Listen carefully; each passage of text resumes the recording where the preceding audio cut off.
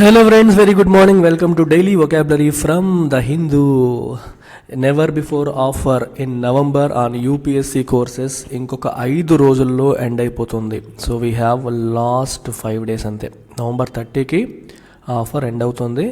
45,000 రూపాయలకే UPSC infinity live and recorded, 55,000 రూపాయలకే UPSC infinity live and recorded plus offline Vizag and హైదరాబాద్లో offline classes మీకు 55,000కి అందుతున్నాయి. లైఫ్ టైం వ్యాలిడిటీతో వస్తున్న కోర్స్ అమ్మ ఇది మీరు కాంటాక్ట్ చేయాల్సిన నెంబర్. 5 రోజులు మాత్రమే ఉంది. డిసెంబర్ వచ్చేసరికి డిసెంబర్ 1 నుంచి ఇక్కడ ఫీజు 60,000 అవుతుంది, ఈ ఫీజు వచ్చేసి 70,000 అవుతుంది. సో ఇంట్రెస్ట్ ఉన్న క్యాండిడేట్స్ ఇప్పుడే జాయిన్ అయ్యే ప్రయత్నం చేయండి. మనీ అరేంజ్ చేసుకోండి లేదా మేడంకి కాల్ చేయండి. ఇన్స్టాల్మెంట్ ఆప్షన్ అడగండి. ఇన్స్టాల్మెంట్ ఆప్షన్కి ఫీజు ఎక్స్ట్రా ఉంటుంది. అట్లీస్ట్ ఇలా కాకపోతే అలా అన్న ఆఫర్లో వచ్చే ప్రయత్నం చేయండి. అండ్ ఓన్లీ ఇంగ్లీష్ మాత్రమే ట్రబుల్ అనుకునే వాళ్ళకి ఇంగ్లీష్ ఇన్ఫినిటీ కోర్స్ ఉంది. చాలామంది అడిగారు కాబట్టి ఫీజు తగ్గించమని 3 months వ్యాలిడిటీతో 1,000 రూపీస్ ప్లాన్ కూడా పెట్టడం జరిగింది. మనీ ఇష్యూ ఉన్న వాళ్ళు, నాకు కొంచెమే డౌట్ అనుకునే వాళ్ళు 3 months ప్లాన్కి వచ్చేయచ్చు. But I recommend at least 1 year పాటు మీరు ట్రావెల్ చేస్తే మీ సబ్జెక్ట్ బాగా బిల్డ్ అవుతుంది. 1 month 3 monthsతో స్టార్ట్ చేసి తర్వాత అప్గ్రేడ్ అవ్వాలన్నా అవ్వచ్చు, మీ చాయిస్ అది. సో ఇది మనం అన్ని కాంపిటేటివ్ ఎగ్జామ్స్కి కూడా ఇంక్లూడింగ్ క్యాట్ అండ్ జిఆర్ఈ ఎగ్జామ్స్కి కూడా హెల్ప్ అవుతుంది. అన్ని ఎగ్జామ్ ఎందుకంటే నేను బేసిక్ లెవెల్ నుంచి అడ్వాన్స్ లెవెల్ వరకు కవర్ చేస్తాను కాబట్టి ఫండాస్ నుంచి హై లెవెల్ వరకు యూ గెట్ ఎవ్రీథింగ్ రైట్. ఇవాళ న్యూస్ పేపరు ఫ్రంట్ పేజ్లో ఉన్నాము. సో ఫ్రంట్ పేజ్లో మీరు ఒకసారి గమనిస్తే ఫస్ట్ పేజ్ మనకి ఇక్కడ ఏం కనిపిస్తుంది, న్యూస్ చూడండి ఒకసారి. Government forms panel to look into Manrega's efficacy. What is the meaning of efficacy?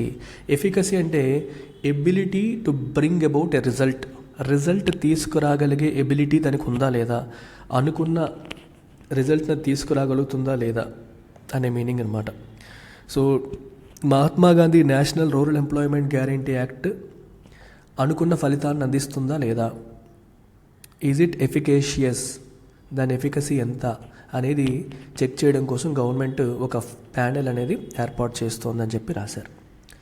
So efficacy means ability to get desired result, కోరుకున్న రిజల్ట్ తీసుకొచ్చే ఎబిలిటీ అని అర్థం. నెక్స్ట్ లైన్లో మీరు చూస్తే states or center to rein in reliance on surcharges cess while raising revenue. ఇక్కడ చాలా interesting పదాలు ఉన్నాయి. So I will spend considerable amount of time here. కొంచెం టైం ఇక్కడ స్పెండ్ చేస్తాను. This is very important. అందుకని ఫస్ట్ వొకాబులరీ చూస్తే మనకి రీన్ ఇన్ అంటే మీనింగ్ ఏంటమ్మా, కంట్రోల్, అదుపులోకి తీసుకురావడము. రీన్ ఇన్ అంటే అదుపులోకి తీసుకురావడం. దేన్ని అదుపులోకి తీసుకురావాలి, రిలయన్స్ని. దేన్ని అదుపులోకి తీసుకురావాలి, రిలయన్స్ని. అదేంటది, అంబానీ గారి కదా కంపెనీ. అంబానీ గారి కంపెనీని సెంట్రల్ గవర్నమెంట్ ఎలాగా అదుపులోకి తీసుకొస్తుంది. రిలయన్స్ అంటే అర్థం డిపెండెన్సీ, అంటే ఆధారపడ్డం. రిలయన్స్ అనేది ఒక English word which means dependency. ఆధారపడ్డాన్ని తగ్గించుకోవాలి, అదుపులో చేసుకోవాలి. దేనిపైన ఆధారపడ్డం, on surcharges and cess. Surcharge మరియు సెస్ల పైన ఆధారపడ్డం అనేది తగ్గించుకోవాలి అని స్టేట్స్ సెంటర్కి చెప్తున్నాయి. ఎందుకు చెప్తున్నాయి, కాన్సెప్చువల్గా మీరు అర్థం చేసుకుంటే మనకి ఎప్పుడైనా సరే సెంట్రల్ గవర్నమెంట్ కలెక్ట్ చేసే ట్యాక్సెస్, నార్మల్ ట్యాక్సెస్ ఏవైతే ఉంటాయో, అంటే రెగ్యులర్ ట్యాక్సెస్ ఏవైతే ఉంటాయో అవన్నీ కూడా they move into something called divisible పూల్లోకి వెళ్తాయి. సో డివిజిబుల్ పూల్లోకి వెళ్ళిన ట్యాక్స్, డివిజిబుల్ అనే పదాన్ని రాసాము అక్కడ. సో దీంట్లో ఉన్న ట్యాక్సెస్ని కొంత amount centre must share with స్టేట్స్తో షేర్ చేయాలి. అంటే సెంట్రల్ గవర్నమెంట్కి వచ్చిన ట్యాక్సబుల్ ఇన్కమ్, ట్యాక్సెస్ ద్వారా వచ్చిన ఇన్కంలో స్టేట్స్కి షేర్ చేయాల్సి ఉంటుంది నార్మల్ ట్యాక్సెస్ అయితే. అలా కాకుండా if they get money using cess అనేది ఒక special type of tax. You can take it as special type of tax. దీనిపై నేను సెపరేట్ ఎక్స్ప్లెయినర్ ఎకానమీ ఎవ్రీడేలో చేస్తాను. అందాక వొకాబులరీతో పాటు లైట్గా టచ్ చేస్తున్నాను సబ్జెక్ట్. ఈ సెస్ అనేది ఒక స్పెషల్ ట్యాక్స్. సెస్ పేరుతో మనీని సెంట్రల్ గవర్నమెంట్ కలెక్ట్ చేసింది అనుకోండి, this money is to be used for a specific పర్పస్కి మాత్రమే దీన్ని వాడాలి. ఆ స్పెసిఫిక్ పర్పస్ అనేది కూడా ముందే డిఫైన్ అవ్వాలి. So it is a pre defined purpose. ముందు డిఫైన్ అయిన పర్పస్ కోసం మాత్రమే ఆ సెస్ని వాడాలి. For example, when you see something called education cess. So education ద్వారా కలెక్ట్ చేసిన మనీ అంతా కూడా to be spent on education కోసం మాత్రమే స్పెండ్ చేయాలి. సో ఈ మనీని స్టేట్స్కి షేర్ చేయాల్సిన అవసరం లేదు. At the same time central government ఈ మనీని వేరే పర్పస్కి వాడకూడదు. ఓన్లీ ఎడ్యుకేషన్ కోసం మాత్రమే వాడాలి, వేరే పర్పస్కి వాడకూడదు. ఇది ఎడ్యుకేషన్ సెస్ యొక్క కథ. సో సెస్ల ద్వారా కలెక్ట్ చేసే ఇన్కంలో స్టేట్స్కి వాటా రాదు. అర్థమైందా పాయింట్? అది సెస్ల ద్వారా కలెక్ట్ చేసే ఇన్కంలో స్టేట్స్కి వాటా రాదు. నెక్స్ట్ వచ్చేసి సర్చార్జ్. ఇప్పుడు సర్చార్జ్ ద్వారా వచ్చే ఇన్కమ్ తీసుకుందాం.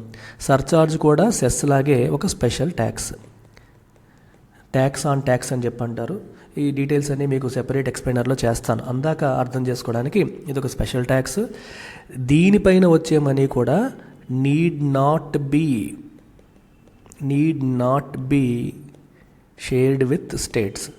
దీనిపైన వచ్చేది కూడా స్టేట్స్తో షేర్ చేయాల్సిన అవసరం లేదు. ఇది సెపరేట్ డివిజిబుల్ పూల్లోకి వెళ్ళదు. Which means it also won't be part of divisible pool. Just like cess, ఇది కూడా డివిజిబుల్ పూల్లోకి వెళ్ళదు. డిఫరెన్స్ సెస్కి దీనికి డిఫరెన్స్ ఏంటంటే, సెస్ అనేది ఒక స్పెసిఫిక్ పర్పస్ కోసం మాత్రమే ఖర్చు పెట్టాలి. సర్చార్జ్ అనేది గవర్నమెంట్ దేనికోసమైనా ఖర్చు పెట్టవచ్చు. దేనికోసమైనా ఖర్చు పెట్టవచ్చు. ఆ డిఫరెన్స్ అనేది రెండింటికి ఉందన్నమాట. సో ఇది మీరు గమనించాలి. సెస్ అనేది స్పెసిఫిక్ పర్పస్ కోసం మాత్రమే ఖర్చు పెడతారు. సర్చార్జ్ అనేది దేనికోసమైనా ఖర్చు పెట్టవచ్చు. Can be used for any reason specify చేయాల్సిన అవసరం లేదు. రెండు కూడా స్టేట్స్తో అయితే షేర్ చేయరు. ఇక్కడ మీరు స్టేట్స్ వాటి మీద ఆధారపడడం తగ్గించాలని ఎందుకు చెప్పాయి అంటే, సెంట్రల్ గవర్నమెంట్ తెలివితేటలు ఏం చేస్తుందంటే, ఎప్పుడైనా సరే గత కొన్ని సంవత్సరాలుగా ట్యాక్సబుల్ ఇన్కమ్ కాదు, ట్యాక్సెస్ ద్వారా వచ్చిన ఇన్కంలో స్టేట్స్కి తన వాటా పెంచుతూ వస్తుంది. ఫినాన్స్ కమిషన్ రికమెండేషన్ చేస్తుంది అనమాట. ఫినాన్స్ కమిషన్ రికమెండేషన్స్ బట్టి ఎక్కువగానే స్టేట్స్కి వాటా ఇస్తుంది. అయితే ఎందులోంచి ఇస్తుంది? డివిజిబుల్ పూల్లోంచి ఇస్తుంది. సో తెలివితేటలు ఎక్కడ వాడుతుంది సెంట్రల్ గవర్నమెంట్? కొత్తగా ఏమైనా ట్యాక్సులు తీసుకురావాలంటే నార్మల్ ట్యాక్సులు మానేసి సెస్లు సర్చార్జులు ఎక్కువగా తెస్తుంది. సెస్లు సర్చార్జుల ద్వారా తెచ్చే ఇన్కమ్ అంతా సెంట్రల్ గవర్నమెంట్కి సెపరేట్గా వెళ్తుంది. సెస్ ఇన్కమ్ ఏమో ఒక స్పెసిఫిక్ పర్పస్ కోసం, సర్చార్జ్ ఇన్కమ్ కోసం అయితే దేని మీదైనా పెట్టేసుకోవచ్చు అన్నట్టు అది సెపరేట్గా వస్తుంది అనమాట. సో అర్థమైంది కదమ్మా, ఇది difference between surcharge and cess. ఇక్కడ ఇంకో పదం వాడారు, రైజింగ్ అన్నారు. మనం ఎన్ని పదాలు చూసాము ఇప్పుడు? రీనింగ్ చూసాము, రిలయన్స్ చూసాము, సర్చార్జ్ చూసాము, సెస్ చూసాము. నెక్స్ట్ రైజ్ అన్నారు. రైజ్ అంటే ఏంటి? రైజ్కి నిన్ననో మొన్ననో చెప్పినట్టున్నాను, మీకు చాలా మీనింగ్స్ ఉన్నాయి రైజ్కి అని. ఒక మీనింగ్ వచ్చేసి ఒక ఇష్యూని రైజ్ చేయడం, ఇష్యూని లేవనెత్తడం అంటాం. ఎంపీ గారు మా ఊర్లో సమస్యలను లేవనెత్తారు పార్లమెంట్లో, అదొక meaning.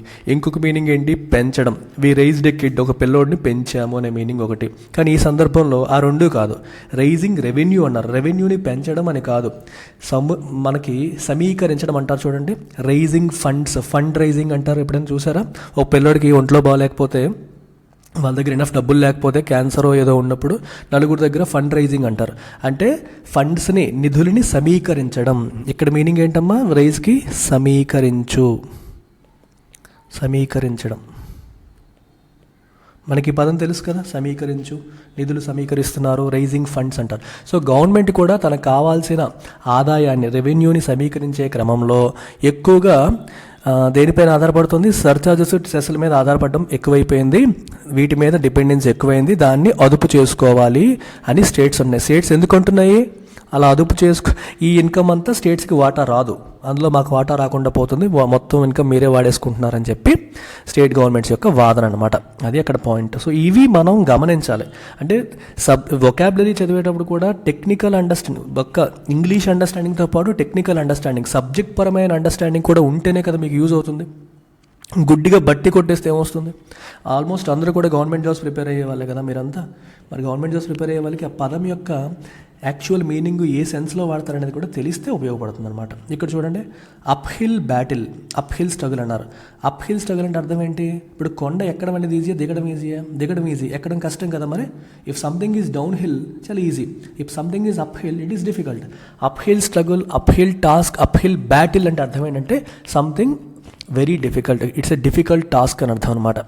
Uphill struggle in Sri Lanka tea ప్లాంటేషన్స్లో చాలా స్ట్రగుల్ నడుస్తుంది, ఎందుకంటే ఎకనామిక్ క్రైసిస్లో ఉంది శ్రీలంక, సఫర్ అవుతోంది ఆల్రెడీ, కాబట్టి ఇట్ ఈస్ స్ట్రగ్లింగ్ అనే మీనింగ్ వస్తుంది. ఇక్కడ మీరు గమనిస్తే one more word, Iran stuns Wales with 2 late strikes stays alive. Iran అనేది వేల్స్ని స్టన్ చేసింది. స్టన్ అంటే సర్ప్రైజ్ చేసింది, అంటే ఓడించేసింది అనమాట. బేసికల్గా ఇరాన్ వేల్స్ని ఓడిస్తుందని మనం అనుకోం, అలా అనుకోంది చేశారనుకోండి, దాన్ని స్టన్ అనే మీనింగ్తో మనం చెప్పొచ్చు. అర్థమవుతుందా? That is the meaning of stun అనమాట. యాస్టానిష్ చేయడం, షాక్ చేయడం, సర్ప్రైజ్ చేయడం అనే మీనింగ్, సర్ప్రైజ్ విక్టరీ అన్నట్టు చెప్పొచ్చు. సో ఇది ఫ్రంట్ పేజ్లో మనకున్న ఇంట్రెస్టింగ్ వర్డ్స్. ఇక్కడ మీరు చూస్తే supreme court seeks governments view on allowing same sex marriage. Supreme court government యొక్క వ్యూని అడుగుతోంది. సీక్ అంటే రిక్వెస్ట్ లేదా ఆస్క్ అని అర్థం అనమాట. ఇక్కడ ఏంటి meaning? Ask government's view on allowing same sex marriage allow చేయొచ్చా లేదా. చూడండి, 2 అబ్బాయిలు రీసెంట్గా పెళ్లి చేసుకున్నారు, ఒక పెద్ద సెరమనీ పెట్టుకొని గ్రాండ్ గాలా సెరమనీలో పెళ్లి చేసుకున్నారు. ఇలాంటి దాన్ని అలో చేయొచ్చా లేదా అని చెప్పి సుప్రీంకోర్టు గవర్నమెంట్ని అడుగుతుంది. అంటే మీ వ్యూ ఏంటని అడుగుతుంది, పర్మిషన్ అడగట్లేదు, మీ వ్యూ ఏంటి, మీ ఉద్దేశం ఏంటి అని చెప్పి అడుగుతుంది. వాళ్ళు పిటిషన్ వేశారు దాన్ని అలో చేయాలి అని చెప్పి. సో అలో చేయొచ్చా లేదా, మీ ఒపీనియన్ ఏంటో చెప్పండి అంటారు. ఇప్పుడు సుప్రీంకోర్టు మీకు విషయం చెప్తాను చూడండి, ఇంట్రెస్టింగ్ వర్డ్ వస్తుంది మీకు ఇక్కడ. ఏదైనా సందర్భంలో ఇలా సుప్రీంకోర్టు గవర్నమెంట్ని మీ వ్యూ ఏంటి అని అడిగింది అనుకోండి. సో గవర్నమెంట్ తన ఒపీనియన్ని సబ్మిట్ చేస్తుంది కదా, గవర్నమెంట్ తన ఒపీనియన్ కావచ్చు, తన ఏదన్నా కేసు సంబంధించిన ఎవిడెన్స్ కావచ్చు, if it submits in return ఫామ్లో ఒపీనియన్ కానీ ఎవిడెన్స్ కానీ సబ్మిట్ చేస్తే వీ కాల్ ఇట్ ఎఫిడవిట్ అంటారు. Response by government or evidence submitted by government in return form is called affidavit అనమాట. ఈ పదం గుర్తుపెట్టుకోండి, చాలాసార్లు వస్తూ ఉంటుంది న్యూస్లో.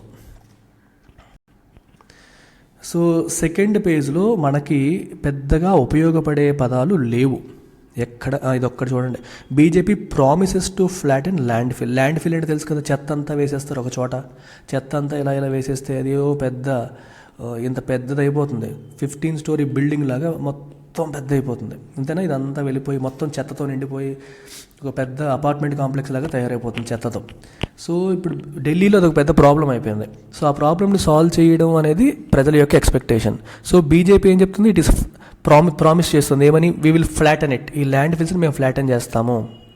ఓకే, ఎంతగా పెరిగిపోయిందని మేము, అంటే ఏంటి, దీన్ని తగ్గించడం అంటే ఏంటి, తీసి ఇంకో దగ్గర పడేయడం అని కాదు. ప్రాబబ్లీ చెత్త నుండి సంపద సృష్టించడం కావచ్చు, ఎలక్ట్రిసిటీ సృష్టించడం కావచ్చు, వేరే ఏదన్నా ఎరువులు మార్చడం కావచ్చు, ఏదో ఒకటి చేసి అవి తగ్గేలా చేస్తామని చెప్పి బీజేపీ ప్రామిస్ చేస్తుంది. దాన్ని ఫ్లాట్ చేస్తామని చెప్పి బీజేపీ ఉంటుందన్నమాట. ఇది చూడండి, ఆన్ ది రన్ చూడండి, mail nurse on the run since 2018 for killing Australian women held. On the run అంటే అర్థం ఏంటి, తప్పించుకు తిరుగుతున్నా. 2018 నుంచి పోలీసులకి దొరకకుండా ఈ మెయిల్ నర్సు తప్పించుకు తిరుగుతున్నాడు. ఎందుకు? ఫర్ కిల్లింగ్ ఆస్ట్రేలియన్ ఉమెన్ని చంపేశాడు. సో కాబట్టి పోలీసులు అతను పట్టుకోవడానికి ప్రయత్నం చేస్తున్నారు. అతను దొరకకుండా తప్పించుకుంటూ తిరుగుతున్నాడు 2018 నుంచి, ఇప్పటికీ దొరికాడు. హెల్డ్ అంటే దొరికాడు అని అర్థం. ఇక్కడ ఆన్ ది రన్ అంటే తప్పించుకు తిరుగుతున్నా అనే మీనింగ్.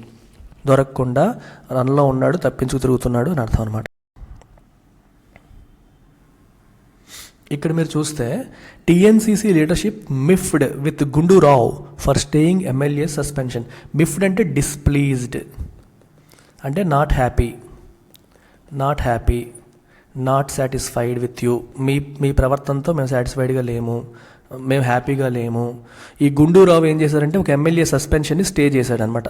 స్టే అంటే ఏంటి, అది జరగకుండా ఆపడం. సస్పెన్షన్ని సస్పెండ్ చేశాడు అంటే జరగకుండా ఆపారనమాట. అందుకని తమిళనాడు కాంగ్రెస్ కమిటీ లీడర్షిప్ ఏమో is not happy with Gundu Rao ఎవరతను, అతను AICC incharge, all India Congress committee incharge అనమాట అతను. ఆయన ఎమ్మెల్యే సస్పెన్షన్ని స్టే విధించారని చెప్పి వీళ్ళు అన్హ్యాపీగా ఉన్నారు. They are not happy with him. If you are miffed with something, you are not happy with something, అది మీరు గుర్తుపెట్టుకోండి. Next page, Rajasthan nod for separate quota for ex service women. Quota అంటే reservation అమ్మా, సెపరేట్గా ఎక్స్ సర్వీస్ మెన్కి రిజర్వేషన్ ఇవ్వాలని చెప్పి రాజస్థాన్ ఒప్పుకుంది. నాడ్ అంటే అప్రూవల్ ఇవ్వడం, యాక్సెప్టెన్స్. నాడ్ అంటే ఏంటి, తలోపడం. ఓకే అని తలోపుతాం కదా, దాన్ని నాడింగ్ అంటాం అనమాట. Nod for separate quota for ex service men అని చెప్పొచ్చు. నెక్స్ట్ వచ్చేసి last page for the day, ఇంకా ఏమున్నాయి, పెద్దగా పనికొచ్చే వర్డ్స్ ఇవాళ ఎక్కువగా లేవు, అందుకే మీకు ఫ్రంట్ పేజ్లోనే ఎక్కువ టైం స్పెండ్ చేశాను. వెనకాల పేజెస్లో ఉంటాయి అవన్నీ మనం. ఇది చూడండి ఇంట్రెస్టింగ్ వర్డ్, కిక్స్ అప్ ఏ రో. చూడండి ఇక్కడ ఏం రాశారు, కేరళ ముస్లిం బాడీ సర్క్యులర్ అంటే వాళ్ళు ఇచ్చిన ఒక రిటర్న్ అఫీషియల్ ఆర్డర్ ఏదైనా కావచ్చు. మీరు స్కూల్లో చూడండి ప్రిన్సిపల్గా సర్క్యులర్ పంపించారంటారు, అంటే ఒక నోటీస్ అనమాట, ఇన్ఫర్మేషన్ అందరికీ. ఏ విషయంలో, ఎగ్నెస్ట్ ఎక్సెసివ్ ఫుట్బాల్ క్రేజ్ మరీ ఎక్కువైపోతుంది అని చెప్పి ముస్లిం బాడీ ఒక సర్క్యులర్ పాస్ చేసింది. అండ్ ఇట్ కిక్స్ అప్ ఏ రో ఇన్ స్టేట్లో అది ఒక ప్రాబ్లం క్రియేట్ చేస్తుంది. సో కిక్ అప్ ఏ రో అంటే create a problem, create a ఫస్, ఒక ప్రాబ్లం క్రియేట్ చేయడం అన్నట్టుగా మనం చెప్పొచ్చు అనమాట. ఇది ఒక కాంట్రవర్సీ, క్రియేట్ ఏ కాంట్రవర్సీ లేదా క్రియేట్ ఏ గొడవ కావచ్చు, ఇష్యూ కావచ్చు, క్రియేట్ అన్ ఇష్యూ ఇలా తీసుకోవచ్చు మీరు. అదొక ఇష్యూ క్రియేట్ చేసింది. కొంతమంది దానికి అనుకూలంగా మాట్లాడతారు, కొంతమంది వ్యతిరేకంగా మాట్లాడతారు, దాని గురించి డిస్కషన్ జరుగుతుంది, ఇదంతా అనమాట.